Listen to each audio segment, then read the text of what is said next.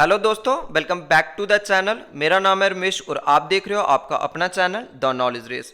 दोस्तों, इस वीडियो में हम लोग डिस्कस करने वाले हैं कंप्यूटर फंडामेंटल के कुछ एमसीक्यू। और ये वो एमसीक्यू हैं जो आपका मार्च के मंथ में जेकेपी एसआई का एग्जाम हुआ था, इसमें जो पूछे गए थे।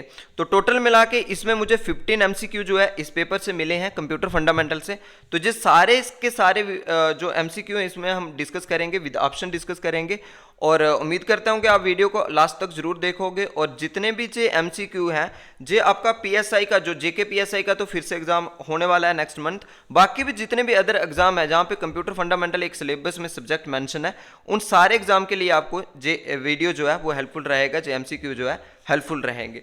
और अगर इससे पहले कि मैं वीडियो स्टार्ट करूं, अगर आप चैनल के ऊपर पहली बार आए हो तो चैनल को जरूर सब्सक्राइब कर लें, आने वाले वीडियोस की नोटिफिकेशन आपको मिलती रहेगी।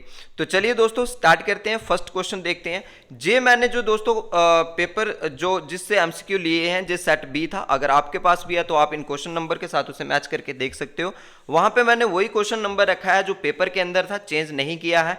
तो क्वेश्चन सेकंड जो था वो कंप्यूटर फंडामेंटल से ही आया था। तो देखते हैं क्या क्वेश्चन था। A printed circuit board that can install to enhance a computer capability, इसके साथ ही एज वे इंक्रीजिंग मेमोरी और इंप्रूविंग ग्राफिक इज कॉल्ड। एक कंप्यूटर का जो सर्किट बोर्ड की बात कर रहे हैं, जो इसकी कंप्यूटर की कैपेबिलिटी को बढ़ाता है, जहां उसकी मेमोरी को बढ़ाता है, जहां उसकी जो ग्राफिक्स है उसको इंप्रूव करता है। तो इनमें से किसको बोलते हैं दोस्तों? राइटिंग टैबलेट तो होता नहीं है, और इसके साथ कीबोर्ड तो जो इनपुट डिवाइस है ये भी नहीं होता है, एनआईसी कंट्रोलर भी नहीं है। इसका राइट आंसर जो है वो एक्सपेंशन बोर्ड है। तो इस एक्सपेंशन बोर्ड का यूज करके हम लोग जो है कंप्यूटर की जो ग्राफिक्स है, जहां मेमोरी है, जहां उसकी कैपेबिलिटीज को जो है वो बढ़ा सकते हैं। क्वेश्चन नंबर फिफ्थ जो है, ऐसे सेकंड है पेपर में, क्वेश्चन नंबर फिफ्थ जो था सेट बी में, वो क्या पूछा गया था। जितने भी क्वेश्चन यहाँ पे मैंने लिए हैं वो सारे सेट बी के पेपर से उठाए हैं, तो आप इनको देख सकते हो। टोटल मिला के 15 क्वेश्चन है। आप लास्ट में आंसर में जरूर बताइएगा कि आपके कितने क्वेश्चन ठीक हुए हैं। Whom would you choose as the recipient of message, आप मैसेज का रिसिपिएंट किसे कहोगे? तो ये डेटा कम्युनिकेशन जो है उसमें से क्वेश्चन पूछा गया है। Those who should not have access to the information, क्या उसको कहोगे? Those who will be affected by the message or its result, ਜਾਂ those who have no say in interest in the matter, ਜਾਂ those who have no responsibility or capability of the understanding। दोस्तों पहले number पे जो option है वो लिखा है those who should not have access to the information। अरे जिसकी इंफॉर्मेशन तक एक्सेस ही नहीं होगी तो इसको इसका रिसिपिएंट क्यों बोलेंगे? उससे तो कोई फर्क ही नहीं पड़ने वाला है उसे। ऑप्शन जो सेकंड है उसको बाद में देखते हैं। थर्ड में ये लिखा है कि दोज हु हैव से नो और इंटरेस्ट इन द मैटर, जिसका इंटरेस्ट ही नहीं है उस मैटर में, जहां उसके बारे में कुछ है ही नहीं है, तो वो भी नहीं होगा। आगे जो है जो नो रिस्पॉन्सिबिलिटी और कैपेबिलिटी ऑफ द अंडरस्टैंडिंग, जिसकी रिस्पॉन्सिबिलिटी जहां कैपेबिलिटी ही नहीं है अंडरस्टैंडिंग की, तो उसे भी आप नहीं कहोगे। इसका आंसर जो था वो बी था, those who will be affected by the message और इट्स रिजल्ट, जिसका उस मैसेज से जिसको फर्क पड़ता है, या जिसके रिजल्ट से उसे फर्क पड़ता है, उसके लिए कुछ ना कुछ वो रिजल्ट जो है, वो मैसेज जो है वो कोई इंपॉर्टेंस रखता है, तो हम उसी को जो है वो रिसिपिएंट ऑफ मैसेज बोलेंगे। तो इसका बी जो है वो राइट आंसर था। क्वेश्चन नंबर थर्ड जो है, which of the following refers to the web addresses which unique defines an object over the internet. दोस्तों यहाँ पे वेब एड्रेस की बात कर रहे हैं, वो जो यूनिक होता है और identify N object over the internet. तो वेब एड्रेस के लिए दोस्तों हम किसका यूज करते हैं? यूआरएल का यूज करते हैं, जिसकी फुल फॉर्म है यूनिफॉर्म रिसोर्स लोकेटर। तो मोस्ट इंपॉर्टेंट है, इसकी याद रख लीजिए, कई बार दूसरे एग्जाम के अंदर भी इस फुल फॉर्म को जो है पूछा गया है। वेब एड्रेस की जब भी हम बात करें तो यूआरएल उसका रहता है, यूनिफॉर्म रिसोर्स लोकेटर। बट इसके साथ दूसरी टर्म्स भी आप समझ लीजिए। इसमें जो है होस्ट होता है, तो होस्ट कंप्यूटर वो होता है दोस्तों जो सर्वर है जिसमें सारी भी इंफॉर्मेशन स्टोर की गई है, तो उसे हम होस्ट कंप्यूटर बोलते हैं। आईपी एड्रेस जो है जो हर एक डिवाइस का एक अलग से यूनिक कोड होता है। जैसे आपको एक सिम नंबर मिलता है, मोबाइल के लिए सिम नंबर मिलता है, तो हर एक मोबाइल का जो है अलग अलग रहता है, मतलब सिम आपका सेम नंबर की कभी नहीं होती है। ऐसे ही जो है जितने भी डिवाइस इंटरनेट से कनेक्टेड हैं, चाहे वो आपका मोबाइल है, टैबलेट है, कंप्यूटर है, लैपटॉप है, उस सारे डिवाइस का एक अपना एक आईपी जो है एड्रेस होगा, जिसकी फुल फॉर्म है इंटरनेट प्रोटोकॉल। तो ये वो रहता है। डीएनएस का दोस्तों क्या काम है, इसके बारे में भी आपको थोड़ा पता होना चाहिए। डीएनएस की फुल फॉर्म होती है दोस्तों domain name system. Domain name system जो है इसकी फुल फॉर्म है। तो बेसिकली इसका काम क्या होता है, जैसे आप अपने मोबाइल में कोई किसी का भी नंबर स्टोर करके रखते हो, तो आप क्या करते हो, नंबर लिख के उसके बाद उसका बाय नेम उसे सेव कर देते हो। जब भी आपको किसी को कॉल करनी होती है, आपको नंबर याद नहीं होता, अपने फोन बुक में जाके आप उसका नाम जो है वो लिखते हो, तो वो नंबर आपको सामने आ जाता है, तो आप उस नंबर पे कॉल लगा देते हो। डीएनएस का भी बस सेम ही काम है। आप जिस कंप्यूटर से एक्सेस कर रहे हो, मान लो कि इस कंप्यूटर से आप अपना किसी भी इंटरनेट को चला रहे हो, तो आप कोई रिक्वेस्ट भेजते हो, जैसे आपको गूगल ही खोलना है, तो आपका सिस्टम जो है गूगल का आईपी एड्रेस नहीं जानता है, वो रिक्वेस्ट भेजेगा किसके पास दोस्तों, डीएनएस के पास भेजेगा। डोमेन नेम सिस्टम जो है उसको क्या करेगा, वो ये जो डीएनएस है, जो गूगल का आईपी एड्रेस जो है वो आपके सिस्टम को बताएगा इसका जो आईपी एड्रेस क्या है, और उस आईपी एड्रेस से आपका सिस्टम जो है जिस गूगल तक जो है वो जा पहुंचेगा, उससे वो है कनेक्ट कर लेगा। तो डीएनएस का बस यही काम होता है, डोमेन नेम सिस्टम। तो इस क्वेश्चन में जो पूछा गया था यहाँ पे दोस्तों, तो उसका जो है राइट आंसर था वो था यूआरएल। नेक्स्ट क्वेश्चन दोस्तों, complete the sentence by choosing the correct options in formatting an email. Care should be taken that. अगर आप एक ईमेल को फॉर्मेट कर रहे हो, तो आपको जो है क्या केयर वहां पे करनी है, बस इसके बारे में क्वेश्चन पूछा है कि एक ईमेल भेजते हो। ईमेल के ऊपर दोस्तों पूरा का पूरा लेक्चर डिटेल में अपलोडेड है, प्लेलिस्ट चेक कर लीजिए, वहां पे आपको प्रीवियस ईयर के एमसीक्यू की भी प्लेलिस्ट मिल जाएगी, साथ में कंप्यूटर फंडामेंटल की भी प्लेलिस्ट मिल जाएगी।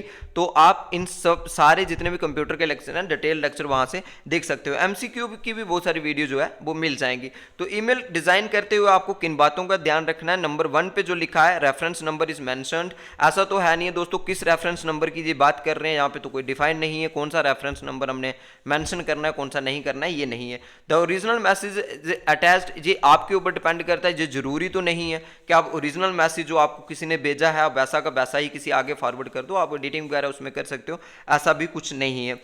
ऑप्शन नंबर डी जो है देयर इज नो अटैचमेंट, ऐसा भी नहीं है दोस्तों, जे अटैचमेंट भी आपके ऊपर। अटैचमेंट होता है कि आपको कोई फाइल, कोई वीडियो, कोई ऑडियो या कोई इमेज किसी दूसरे को भेजनी है, तो आपके सिस्टम के अंदर जो पड़ी है आप उसको बाई मेल जो है भेज सकते हो, कोई वीडियो ऑडियो कुछ भी है तो अपने सिस्टम से वो फाइल उठा के भेज सकते हो, तो वो होती है अटैचमेंट। अब अटैचमेंट जो है जरूरी नहीं है, देयर इज नो अटैचमेंट इन्होंने लिखा है, बट आप अटैचमेंट कर भी सकते हो, नहीं भी कर सकते हो, ये आपके ऊपर डिपेंड करता है। तो इसका जो है मोस्ट अप्रोप्रिएट आंसर जो है वो इसका जो है सी बनता है, the entire message is not written in the capital letter. ऐसा भी नहीं है कि आप लिख भी सकते हो, बट केयर ये रखनी है कि आपको पूरा मैसेज कैपिटल लेटर में नहीं लिखना है। तो जी इसका जो है क्या है, राइट आंसर है। आगे देखते हैं, which of the following is an online discussion group where the people can join a group and post message to that group. कोई भी ऑनलाइन ग्रुप जहां पे लोग ज्वाइन करते हैं, आप कितने सारे ऑनलाइन ग्रुप आप ज्वाइन करते हो, फेसबुक ग्रुप है, टेलीग्राम ग्रुप है, जहां अदर ग्रुप्स भी आप ऑनलाइन में ज्वाइन करते हो और वहां पे अपना डिस्कशन करते हो, मैसेज को रिसीव भी करते हो और पोस्ट भी करते हो। तो इस पूरी प्रोसेस को बोलते क्या है, क्या एग्जिट पोल बोलते हैं दोस्तों? ऐसा तो है नहीं है। एग्जिट पोल आपने कहीं ना कहीं जब इलेक्शन वगैरह होती है तो उसके रिजल्ट से पहले आप देखते हो कि एक्सपेक्टेड जो एक अनुमान लगाया जाता है कि कौन सी पार्टी कितनी सीट्स को जो है वो जीत रही है। फोटोजा फिल्म तो इसका कुछ है नहीं है। क्या पूछ रहे हैं ये फोटोजा फिल्म, ये तो है नहीं। ऑडिटोरियल कहीं ना कहीं आपने न्यूज़पेपर में ये टर्म जरूर सुनी होगी। तो इसका जो राइट आंसर है वो है फॉरम्स। तो फॉरम जो है वो होती है ऑनलाइन डिस्कशन ग्रुप जो है उसको हम फॉरम बोलते हैं, और वहां पे आप अपना मैसेज रिसीव या सेंड कर सकते हो। नेक्स्ट क्वेश्चन जो है which of these can be barrier to the communication. Data communication से फिर से क्वेश्चन पूछा गया था। बैरियर होती है कि रुकावट उसके लिए कौन सी है डेटा कम्युनिकेशन पे।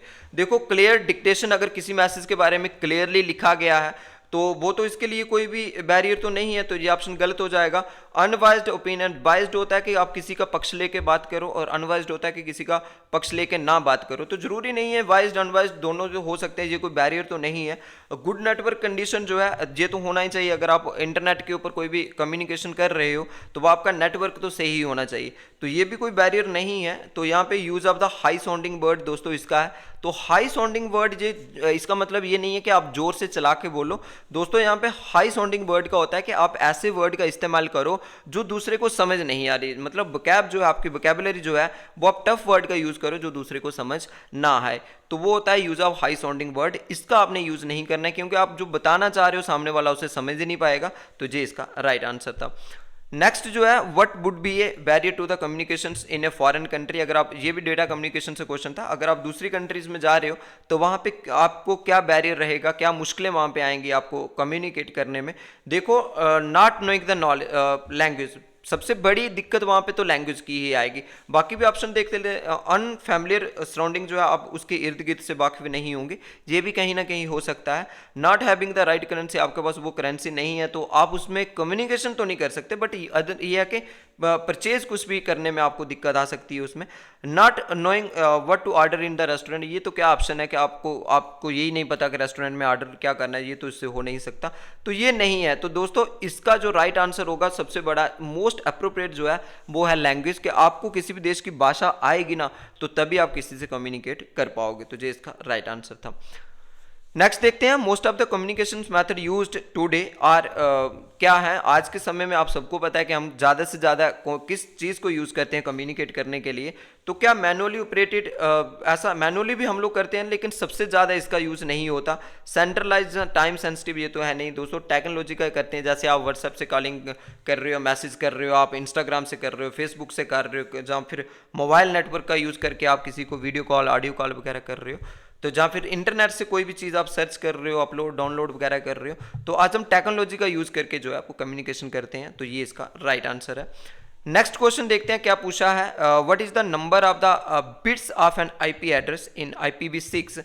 IPv6 की बात कर रहे हैं दोस्तों, तो IPv6 में जो है वो 128 बिट होते हैं। IPv4 और IPv6 दो है, एक IPv4 है, इसका पहले भी एक बार क्वेश्चन जो है पूछा गया था, IPv4 के ऊपर क्वेश्चन पूछा गया था, जो 2015 का जो 2015 के 16 के बीच सब इंस्पेक्टर फाइनेंस का पेपर हुआ था उसमें पूछा गया था। तो इन दोनों के बारे में IPv6 जो है 128 पे काम, तो IPv6 जो है दोस्तों ये 128 बिट पे काम करता है, और दूसरा जो था IPv4 जो था ये दोस्तों 32 बिट पे काम करता है। तो दोनों में से अगर कोई भी पूछ ले, IPv4 32 बिट और IPv6 जो है वो 128 बिट पे काम करता है, तो इसका राइट आंसर जो है वो सी था। चलिए नेक्स्ट क्वेश्चन देखते हैं क्या पूछा था। Which device is use to perform the traffic directing functions on the internet. Internet के ऊपर जो ट्रैफिक की डायरेक्शन के लिए जो बताता है, तो इसके लिए जो राइट आंसर इसका है वो है रोटर है। तो फायरवॉल होता है दोस्तों, फायरवॉल कोई भी अनऑथराइज्ड एक्सेस जो अगर कोई भी आपके सिस्टम तक कर रहा है, तो जहाँ कोई आप ऐसी वेबसाइट के ऊपर जा रहे हो तो फायरवॉल उसको जो है जो सही नहीं है आपके सिस्टम के लिए, आप ऐसी वेबसाइट को ऊपर जा रहे हो जो आपके सिस्टम को नुकसान पहुंचा सकती है, तो उसके लिए फायरवॉल आता है। ब्रिज तो एक कम्युनिकेशन हो गया, जैसे आप इनपुट से लेकर आउटपुट बीच में आपका CPU आ जाएगा तो आपका वो ब्रिज कहेगा। तो इस केस में जो इसका ट्रैफिक डायरेक्टिंग फंक्शन जो पूछा था इंटरनेट का, तो वो रोटर होता है। चलिए नेक्स्ट जो है थोड़ा लंबा चौड़ा क्वेश्चन है, बट डरने की कोई जरूरत नहीं है, सिंपल है ये question. What will happen to data in RAM random access memory. आप रैम के बारे में आपने पढ़ा होगा, रैंडम एक्सेस मेमोरी के, इसके ऊपर भी डिटेल लेक्चर ऑलरेडी अपलोडेड है, आप प्लेलिस्ट विजिट कर लीजिए कंप्यूटर फंडामेंटल की। When power goes off and computer shut down. देखो जब आपका कंप्यूटर बंद हो जाता है, जहाँ बिजली चली जाती है, लाइट चली जाएगी आपकी, जहाँ जो भी आपका पावर बैकअप होगा वो बंद हो जाएगा, तो आपका सिस्टम उस टाइम बंद हो जाएगा। तो तब क्या होगा, डेटा स्टोर्ड परमानेंटली, बिल्कुल नहीं दोस्तों, परमानेंटली तो नहीं होता। रैम के ऊपर जो भी चीज़ ऑपरेट हो रही होती है वो टेम्पररी होती है, और जो सारी की सारी अरेज्ड हो जाती है, तो परमानेंटली तो जहाँ होता नहीं है। इसके बाद data is retrieve from the backup registers when the power, जब आप फिर से कंप्यूटर जो है ऑन करोगे तो डेटा को रिट्राइव कर सकते हो। ऐसा भी नहीं है रैम के ऊपर जो भी डेटा होता है दोस्तों वो लॉस्ट हो जाता है, वो आप वापस रिट्राइव नहीं कर सकते। Data stored in the random access memory is lost when the power goes off and it will have to be recreated. दोस्तों इसका राइट आंसर यही है कि अगर रैम के ऊपर कोई भी चीज होगी तो वो परमानेंटली होगी, वोलाटाइल होगी। वोलाटाइल रैम के लिए बहुत बार क्वेश्चन वोलाटाइल से भी आता है, तो आपने वोलाटाइल याद रखना है कि रैम के केस में जो है वोलाटाइल का यूज होता है, यानी टेम्पररी होता है, तो वो डेटा सारा का सारा लॉस्ट हो जाता है, आपको रिक्रिएट करना पड़ेगा, फिर से दोबारा बनाना पड़ेगा। तो इसका राइट आंसर यही है। ऑप्शन नंबर 4 क्या लिखा है, data is recovered from the disaster recovery site DR site and operation is continuously, ये तो इसका है नहीं आंसर, तो इसका राइट आंसर सी है।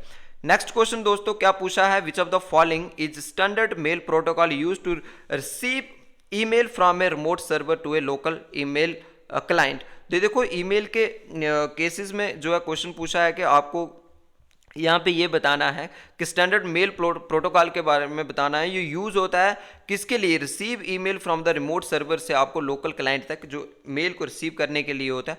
तो दोस्तों ईमेल के ऊपर भी जो है ईमेल के ऊपर तो मैंने पहले ही बता दिया, डिटेल लेक्चर है उसमें सारे जी हमने डिस्कस किए हुए हैं। तो इसके लिए जो राइट आंसर है दोस्तों POP आता है, इसका आता है post office protocol version 3, post office protocol version 3 इसका राइट आंसर है। तो इसका ये रहेगा बी।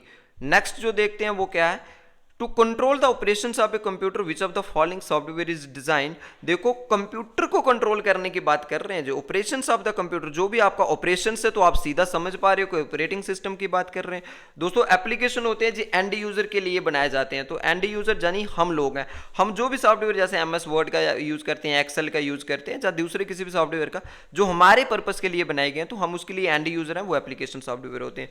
यूटिलिटी मेनली जो है हमारा एंटीवायरस वगैरह जी आता है, तो इसीलिए इसे हम यूटिलिटी सॉफ्टवेयर बोलते हैं। बट ऑपरेशन की बात कर रहे हैं, ऑपरेशन ऑफ ए कंप्यूटर, तो वो उसके लिए जो है हमारे पास सिस्टम सॉफ्टवेयर आते हैं। और सिस्टम सॉफ्टवेयर कौन से होते हैं, जनरली ऑपरेटिंग सिस्टम होते हैं। जैसे आपका एंड्रॉयड फोन है, ये भी आपका एक ऑपरेटिंग सिस्टम है। इसके बाद आपका जो विंडो है, विंडो भी आपका एक क्या है, ऑपरेटिंग सिस्टम है।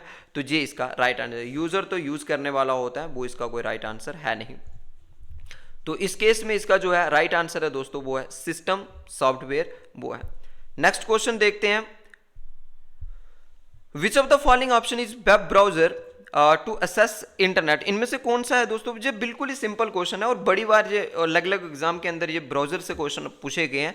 तो ब्राउजर कौन सा है इनमें से जिसमें आप ब्राउजर को ओपन करके जिसमें आप इंटरनेट चलाते हो। देखो माइक्रोसॉफ्ट वर्ड जो आपका वर्ड प्रोसेसिंग सॉफ्टवेयर है, तो वर्ड प्रोसेसिंग सॉफ्टवेयर के अंदर क्या करते हो आप, लेटर राइटिंग वगैरह जो सारा एप्लीकेशन लिख सकते हो। अडोब रीडर जो आपको तो PDF वगैरह जो रीड करते हो आप, तो अडोब रीडर उसके लिए आता है। टीम ब्यूरर ये तो कुछ है नहीं। और गूगल क्रोम जो है, जो आपने अपने मोबाइल में भी होगा, लैपटॉप डेस्कटॉप जो भी आपके पास है, तो उसमें आपने कहीं ना कहीं गूगल क्रोम के बारे में देखा होगा। तो गूगल क्रोम आपका जो है, जनरली हम गूगल क्रोम नहीं उसको क्रोम के नाम से भी जानते हैं, तो क्रोम लिखा होगा तो तब भी यही है।